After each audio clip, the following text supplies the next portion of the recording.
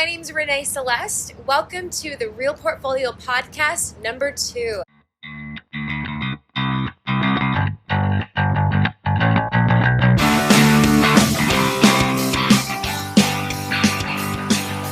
I'm here with Dimitri Booker and Miguel Diaz. Before we jump into this podcast, let's just do a quick intro. Dimitri, tell us just a brief bio about yourself. Yeah, thank you.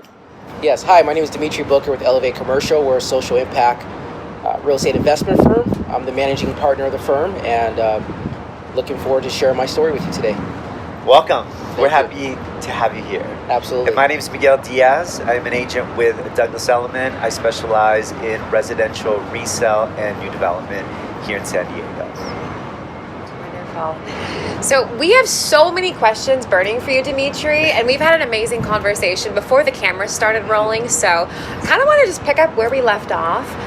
You had mentioned that you are a socially responsible company, and that really just kind of burst my ears a little bit because you don't hear that often. So Absolutely. Can you elaborate on that for us a little bit, just more about your company and the aspect of that? Yeah, first off, we're a for-profit company that has a nonprofit focus.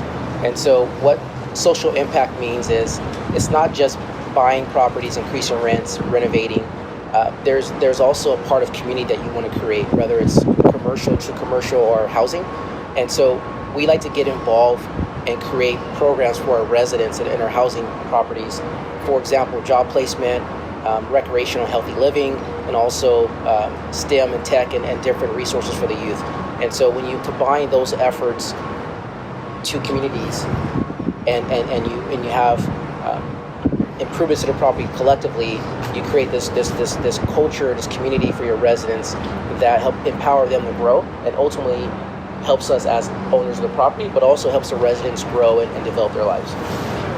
Got it. So you're saying this is a win-win here. It's definitely a win-win for all parties. Wonderful. Where did this idea come from? Yeah, it's who I am. It's my background. I was insecure about implementing these activities in my early days of investing. I'm 37 years old. I've been investing since I was 20. And so early on, what were you insecure about? Just no one else was doing it. It's a new idea. And I was following the leaders. And then I realized I don't need to follow the leader. I need to be true to myself, my background, be a leader, and open up these opportunities. And so some of the things I experienced as a child, if I had access to, maybe I would have gone different paths. Yeah. And so I wanted to create a platform where there's inclusion, there's equity for these communities, and say, how can I help young children get access to stuff that I would want access to? So it's just more or less repeating my experiences as a child and where I grew up in Fresno, California, and also Palmdale, California, and the resources that other kids had that I did not have. Yeah. And then when I got to college, the gaps that I had to bridge to catch up. And if I can help young children in these communities bridge those gaps in our housing properties, I think there's a better opportunity for them to be successful and build something for their family and change the narrative. You talk about having resources as a kid. What are the obvious resources that were lacking, that you didn't have, that now as a grown man and now with this company that were no-brainers for you? These are the things that we need to offer these communities. Yeah, I mean, number one, it's the opportunities of education, a high-level education, technical skills. So we talk about STEM, and it's still an issue today in certain communities. We talk about nowadays coding and robotics, but when I was growing up, it was just having computers. Yeah. And later on in high school, I was able to join a laptop program, and that changed the direction I was going. Yeah. But a lot of kids where I was from never even used a laptop until they were in high school. No, all we had was the Oregon Trail. Is that what we had when we were kids growing up? Our Nintendo, our PS2. Yeah, exactly. And so giving kids access to those type of resources. Yeah. And also launching their interest in things that can actually help them in the future. Things that stimulate their mind. Exactly. And allow them to grow. Exactly. That's incredible. So talk a little bit about your own education and where you grew up and what that was like. Yeah, I'm from Palmdale, California, which is North Los Angeles County. Went to high school, was a big, I played multiple sports, football, baseball, etc. I was fortunate to get an academic and football scholarship at Cal Poly, San Luis Obispo on the Central Coast. From there, that was my first introduction to real estate. My teammate was buying multiple properties, and I would say, hey, I'm 18 years old, I have no idea what real estate was, and I started reading books, and from there, I bought my first property in college. It was a house for my mother. Nice. And from there, it just became contagious, and I just would find myself reading books and finding teammates whose families had a lot of real estate. I would go and hang out with them in the summertime and their breaks, and that's how I was able to gain knowledge and confidence in this industry. So thinking of gaining the knowledge and gaining the confidence, obviously that comes from, you said, education. Where do you think some of the other confidence, because you exude confidence. I know you guys aren't here with him right now, but like I can feel it rubbing onto me. So where do you think a lot of that has come from? Has it come from success that you've had, from family, from empowering others? I mean, where is this confidence really stemming from? Yeah. First, that's a great question. Growing up, I was insecure with speaking in front of people. And I would have to really study stuff to feel comfortable to speak. I didn't pronounce words well. I still don't pronounce words that great or that well. And so what built my confidence in the real estate space is I was always good with numbers. And I felt comfortable that real estate was built around numbers. Yeah. And so once I had something I was confident in, and I would sit back and listen to others speak, and when I realized that I knew more than that person, or I was just as knowledgeable, that built my confidence. And so it just took being around it, seeing people and hearing their feedback, people that are far more successful, and then when I spoke, they listened, and then I was able to share my point of view, which was very unique because of my background, and it gave value to whatever we were investing into or buying, and that built my confidence levels where I was able to bring value to an opportunity based on my background. Where before, most people in my background don't think they could buy a house or they could buy commercial property, where I realized my point of view actually gave value to what others are doing. Got it. It's so interesting that you say that you had been so observant around what other people were doing, because the last man that we were able to interview, Carl, a very successful man, he said the same thing. That really gave him confidence, being able to observe others and then kind of critique his next steps based on that. So for anybody listening and watching, what advice would you give them on, what to look for and how to kind of dissect the decisions that others are making that they're looking up to know if it's the right move for them or not? It's a great question. Someone I look up to, Ben Horowitz with Andreessen Horowitz, once said at a fireside chat, we are part of what's called pop culture. And if you look at the trends, pop culture has created some of the most successful businesses in the world. It's just unfortunately our culture, Black, Brown, and Asian, we're not at the forefront of starting those companies, but the ideas came from these communities and the creatives. I'm African American or Black, whatever you want to call it, and we are very creative. Entertainment, sports, and music, and we're just as talented in real estate and business.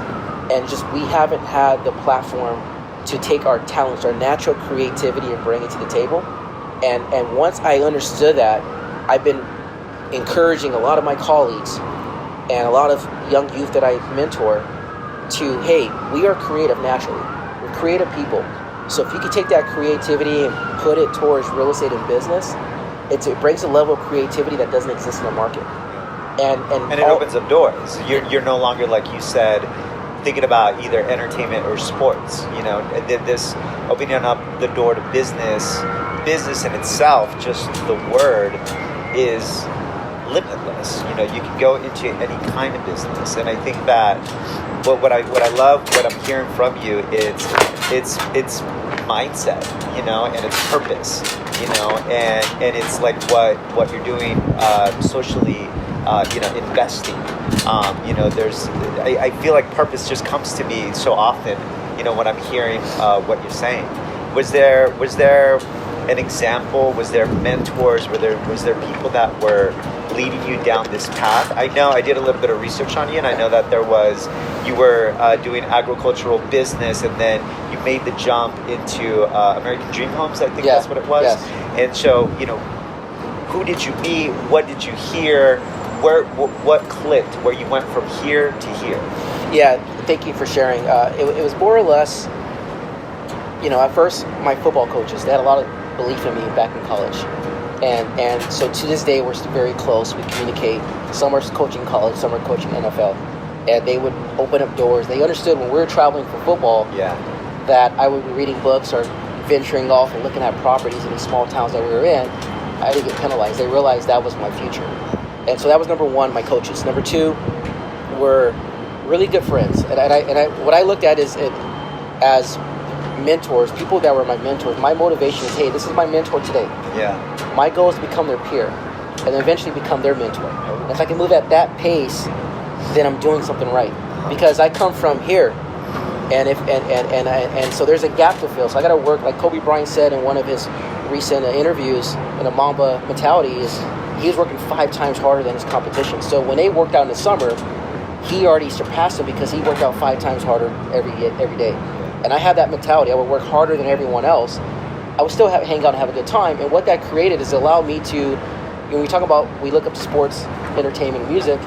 Well, being someone that specializes in real estate and come from the same background, I now can do business with sports, NFL players or successful athletes, entertainers, and music, because they're looking for the real estate side. They want someone that can relate. Right. That's number one. Number two was just being around, who best understands how to build and redevelop communities in urban areas. We do, because we grew up in it. Exactly. So we didn't grow up with a silver spoon. We grew up in these communities. Topdale represent.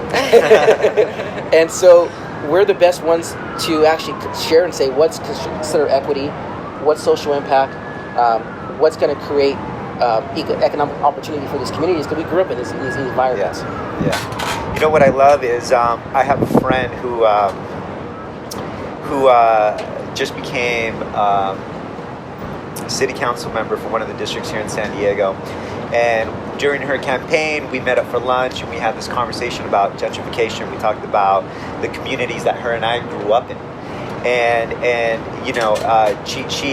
she said something that I'll never forget. And she said, a lot of us that grew up in these neighborhoods, these environments, we dream and we aspire to get out the hood and become this guiding light of inspiration to pull more people out. But what I loved what she said, she says, we don't have to leave. We can go back and we can educate those communities. Yes. The communities that we grew up in, with the people that look and talk just like us, and we can improve those neighborhoods. And I feel like that's what you're doing. You're giving back to the community that raised you and made you who you are. And I couldn't be more admirable. And thank you. And you're correct. We're able to impact the communities that we're from or very similar to what we're from. Yeah. But then we're able to go into other communities, for example, Boise, Idaho, Pittsburgh, Pennsylvania, and actually walk into different asset classes, mobile home parks, apartments, retail centers, flex industrial, etc., and actually have the same kind of impact. Yeah. And so we're able to be a chameleon. And the key is, make sure you go back to your communities and when you gain this knowledge, share it. Yeah. But also go ahead and continue to invest in other areas also and have impact. Yeah. And if you do that with the right balance, you're going to learn from both sides, right. and there's a beauty to it. When we were speaking off camera before, you mentioned about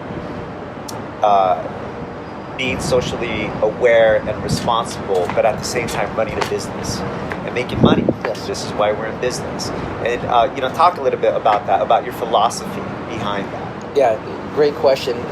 It's social impact. This segment is really growing, but there's also the for-profit. Yeah. Understanding, I highly encourage to really understand the financing aspect. There's a lender conference in San Diego. I'm always around. Make sure I meet as many lenders as possible, commercial lenders.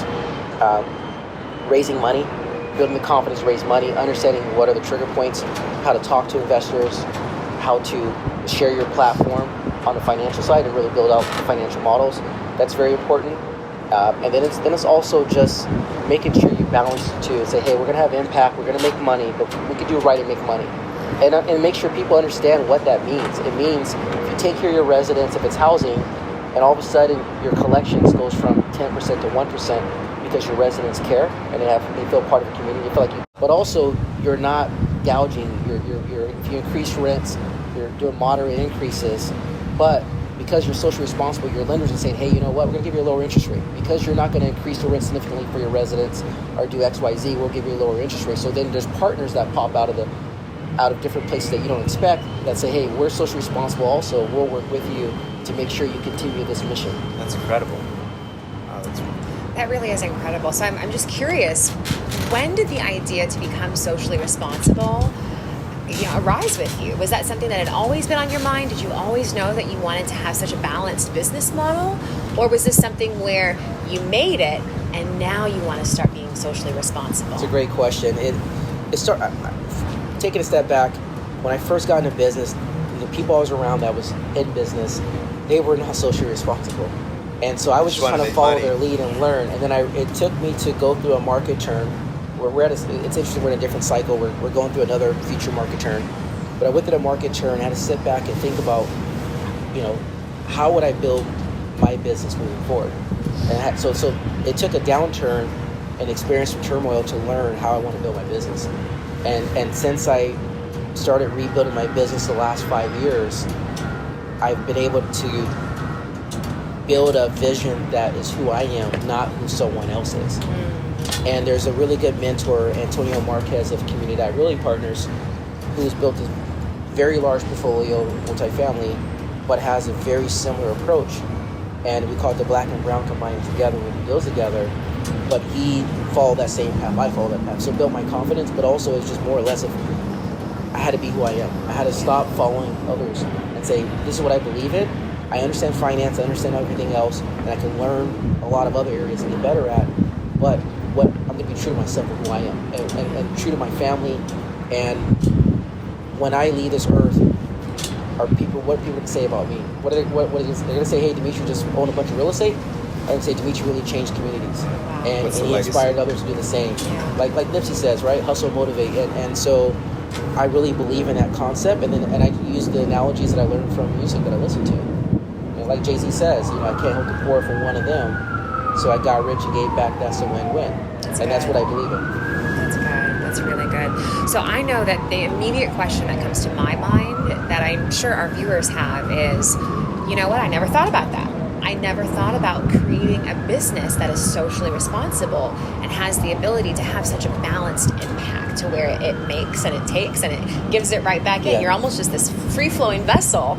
And so for somebody that's just getting started that may not be able to give back on the level that you are, maybe they're just in the first couple of years of their business, what advice would you give to them on how to start giving back now and pouring into their community now and setting themselves up in a way where they can be balanced? Yeah. What advice would you give? Yeah, it's a really good question. Number one, I recommend partnerships. Partnering with operators like myself that can actually move the needle. So whether it's a house or an apartment complex or a retail center, don't be afraid to take those opportunities and jump after it. Just make sure you line some partnerships. Be willing to take a smaller interest initially. Your value will come later. You'll make up for it later.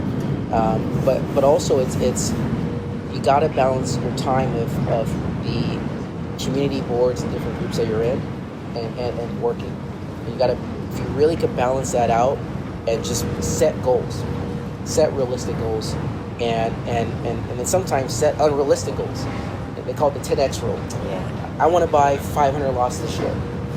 If I told someone that 2 years ago, they would say, no, you're not going to buy 500 lots and 150,000 square feet of flex. Now people say your goals are too small. And that's it. Yeah, and that's it. Just set those goals, and I read those goals every single day, and I balance from what I do in the community boards and then buying property, because the most impact I could give is actually buying the properties and then having influence. The community boards help educate the community, but buying the properties or being part of the partnerships, whether it's 0.5% or whether it's 100% ownership, that's where I can have the most impact, because then I can control the narrative. Understood. So that's the fuel. Yes. For you, essentially. Absolutely. Wonderful. Well, kind of backtracking, you mentioned a Jay-Z reference, and before we got on camera, you were also telling us that you were walking through a mobile home park, putting out lyrics, and everybody understood. So just, what is an interesting story or like a fun story? Because you've already shared a lot of fun stories with us in a short time. So what's something that comes to mind, maybe that just kind of caught you off guard as you were walking through an opportunity, or just anything that comes to mind? Yeah, first off, I invest into mobile home parks, multifamily, which is workforce housing, affordable housing, flex industrial, which is multi-tenant industrial spaces, and retail centers. So one of the funny stories is I was in Maine, the state of Maine, and we had a mobile home park there, and I was walking through it, and I could just see the residents looking at me like they've never seen a black person before. And you know that look. We all know that look. And I walked up and said, "Hey, sir, what are you doing here? Are you lost?" I said, "I'm definitely lost because I'm trying to figure out how to have more impact here. I'm lost of words right now." And he's like, what are you talking about? I was like, well, I don't say owner, so one of the partners. He's like, "What do you mean by partners? Like you work for the maintenance company?" It's like, no, I'm not the maintenance company. He's like, "Are you the management?" I was like, no. I'm one of the owners of the property. And he looked at me in shock. And for me, some people get insulted by that, but for me, it was a compliment. Like, hey, now when they look at brothers, they know that we can own mobile home parks too, because who knows? You don't see brothers owning mobile home parks. Yeah. And so the fact that I was able to do it and inspire others to do the same, it's just a funny story to me, because my whole life has always been like, what are you doing here? Or we're surprised you're the owner. And I walk in meetings like, oh, you're surprised. Like, so I'm changing the narrative, and instead of filing lawsuits and saying there's no justice, there's no equity, I'm just doing it, breaking barriers, and then showing up and say, hey, I'm Dimitri Booker, and there's more of us coming. Watch out, here we come. Whether you're black, brown, Asian, etc., we're coming. And we don't look at color, we look at opportunity and motivation and impact. So what is there an end game? Is there exit strategy? Is there a legacy specific that you're looking to leave behind? Yeah, there's definitely a legacy. And there's multiple legacies I'm looking at. The biggest legacy is, the background we come from. We weren't exposed to a lot of stuff that others are exposed to, and so if I could change the narrative to where social impact investing becomes a common term and everyone's doing it, even the guys building these buildings over here and the controversy that it causes, and it actually create opportunities. I just read a story last night that there's a builder that want to have a separate door for affordable housing compared to workforce housing. That's crazy. Yeah. And the day that we could change that racism, forget regular racism, we can change the racism and the thought process of how to create communities. That's the legacy I want to leave, is change that narrative to where everyone's one. Whether you make $0, you make millions, you can live and play together. And if a kid from a poor neighborhood plays with a kid from a rich neighborhood and they work to play together, who know where their paths are going to go. But you got to create the opportunity where they can play together, we can work together and build together, and everyone's together as one. So it's been such a pleasure to sit here and just kind of pick your brain and learn from you today, Dimitri. Thank you. I'm going to be heading out while you guys wrap up, but I have one final burning question for you. Yes. We've talked a lot about race and being where we're from, and I grew up in a mobile home park. Not many people know that. Yeah. But I was always, too black for the white kids, and I was too white for the black kids, and I thought that was my identity. I just had this voice in my head that told me I would never find a way to fit in, and I didn't have a lane. Yeah. So for people out there that are feeling like I'm too black, I'm too Asian, I'm too Mexican, I'm too mixed, what would you tell them to just say acknowledge your race and kind of also get the race card out of the way? What type of advice would you have for them? Yeah, that's a great question, and I'm a similar position. As far as not knowing if I'm too black or too white or whatever they call it, right? Yeah. And I realize it is just you could never be too much of caring and having ability to have impact with people and connect. And I think being able to mix with all cultures and not say, hey, I'm going to only hang out with blacks, or I'm only going to hang out with whites, I'm going to hang out with Asians. Just mix with everyone. And if you find yourself in a room where you're around a bunch of different backgrounds, whether it's age, race, gender, sexual orientation, all that sort of stuff, you find yourself in that room and you're at peace and everyone else is at peace and you're having a great time, then that's the end goal. And I just encourage you, if you feel that, oh, I can't do this because of that, or I'm struggling because of my circle, just mix with everyone. if you feel like you're comfortable in a certain ethnic group, go hang out with a different ethnic group and be uncomfortable for a few days and experience that, because that's going to help you grow. And if you can just feel comfortable being mixed with everyone, then you're gonna change, because you're gonna understand people. It's like Anthony Bourdain. He traveled the world to understand different cultures, and that's how he had impact.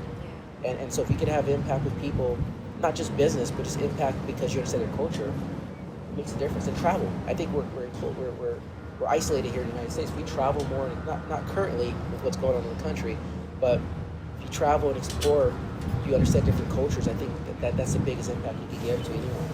Just those experiences. That's really good. I needed that advice 25 years ago. So, we're here today. You. Never too late. Never too late. Thank you so much. Amazing, it's been such a man. pleasure sitting here Thank with you you guys so and much. meeting with you Thank guys. you so much. All right. My hand. I'm sorry. Thirsty. I'm not sure how it Let's continue to do this.